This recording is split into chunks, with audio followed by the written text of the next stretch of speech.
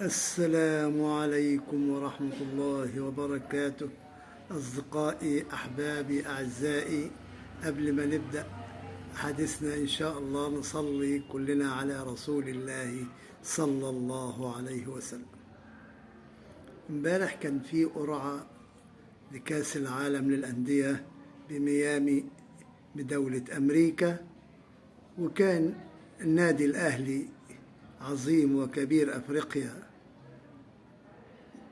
المرشح الأول لأفريقيا في هذه البطولة، من ضمن 4 فرق رشحتهم الفيفا من أفريقيا للمشاركة في كأس العالم للأندية لأول مرة في التاريخ كرة القدم. والأهلي سبحان الله ربنا دايما ميسرها له، لأن صحيح الناس دي مخلصة لله. ما تبقى مخلص لله وقلبك نقي وقلبك مفيش حقد ولا غل ولا سواد، تلاقي ربنا سبحانه وتعالى ييسر لك الأمور كلها. نذهب إلى القرعة، وكان كل شعب مصر عن بكرة أبيه يتمنى إن الأهلي يقع في مجموعة يعني تكون حنينة شوية. يريد السميع العليم عندما يذكر اسم النادي الأهلي يضاف إلى مجموعة، كان كل المصريين يتمنوا بعد ما أعلن الاسمين الأولين، كان كل الناس بتقول يا ريت الأهلي يجي في المجموعة دي، اللي فيه بورتو وفي مش عارف الفريق التاني اللي هو بتاع بالميراس. ويريد السميع أن يضاف الأهلي إلى هذه المجموعة، ويأتي بعد ذلك فريق ميامي اللي هي الدولة المضيفة.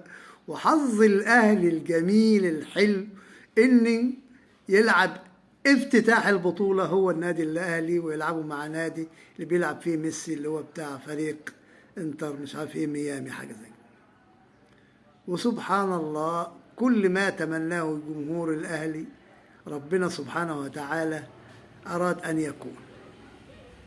فريق سبحان الله قلنا لأنه ناس مخلصة لله قبل كل حاجة، ناس قلبها أبيض ما فيهاش غل ولا حقد ولا أي شيء، فربنا إداها على قد نيتها. فإن شاء الله أول فريق عربي أفريقي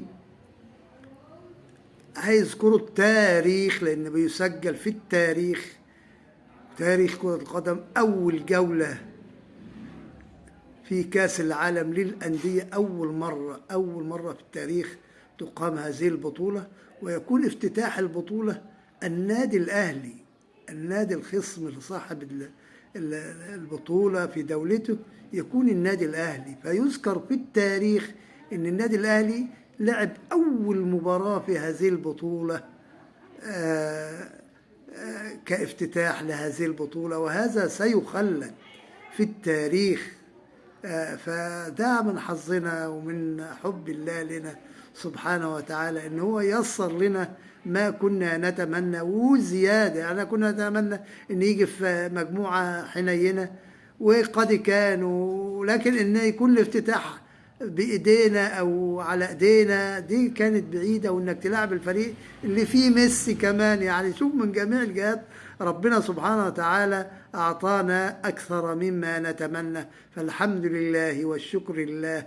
ونشكرك يا رب ونحمدك على فضلك، ونحمدك على نعمة حب الأهلي وتشجيع النادي الأهلي ونعمة النادي الأهلي يا رب. والسلام عليكم ورحمة الله وبركاته أعزائي أحبابي.